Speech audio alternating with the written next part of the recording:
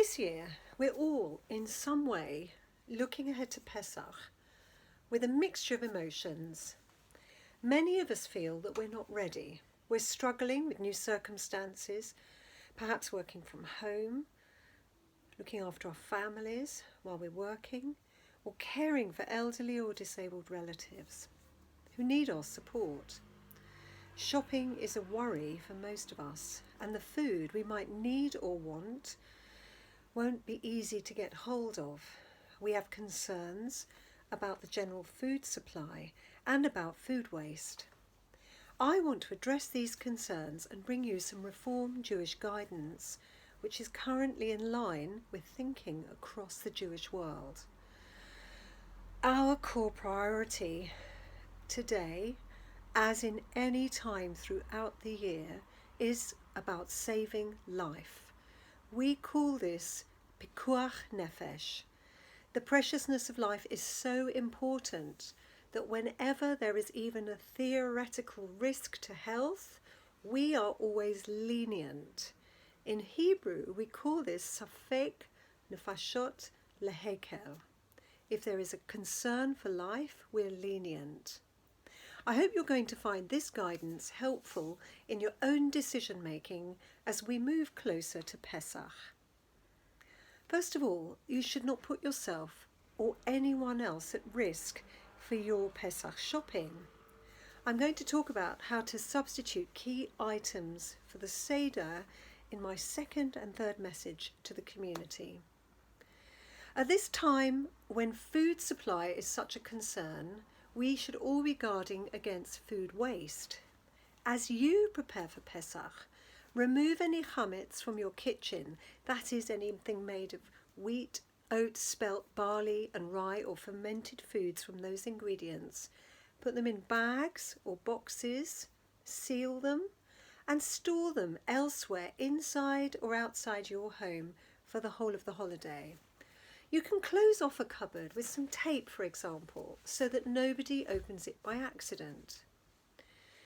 If you follow Pesach customs from the Ashkenazi world and you don't usually eat legumes, rice, soya, what we call kitniot, this year, I urge you to set this custom aside, just for this year, for Pesach 5780, remembering it is actually only a custom. Do this so that you have enough food to get you through the period, and that you don't need to make more visits to the shops or to ask others to go shopping for you. These items are not chametz, they are not leavened foods, and they are eaten every Pesach by Jews who descend from Spain and from the Middle East, and from my family, for example. You might be worried about having enough time to clean and ready your home. You might worry because perhaps this is not something you do on your own and you need help to do it. For this year, more than ever, I urge you, keep things simple. Wipe down your surfaces, your fridge and your oven. Set aside any pots, pans, cutlery and crockery that you want to use. Give them all a special wash and decide that these are for your use over Pesach. Removing the chametz is enough.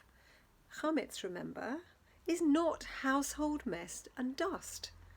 Make any necessary adjustments this year, please, for the sake of your mental and physical well-being. What about the Seder? All of us, to some extent this year, are going to be on our own. No one should celebrate together with anyone who they don't normally live with in their own house. For this year's Seder night, make every effort to join up with your loved ones over the phone or by WhatsApp or by Zoom. Children, sing Manishtana to your grandparents. Older family members, share stories of Seder or songs from when you were young. This is a time for sharing songs and stories and memories. Make sure that you do your best to challenge loneliness where you know someone is on their own. In my second Pesach message, I'm going to be sharing ideas about how to create a Seder that is real for this year, that is short and meaningful and as extraordinary as these extraordinary times. Shabbat Shalom.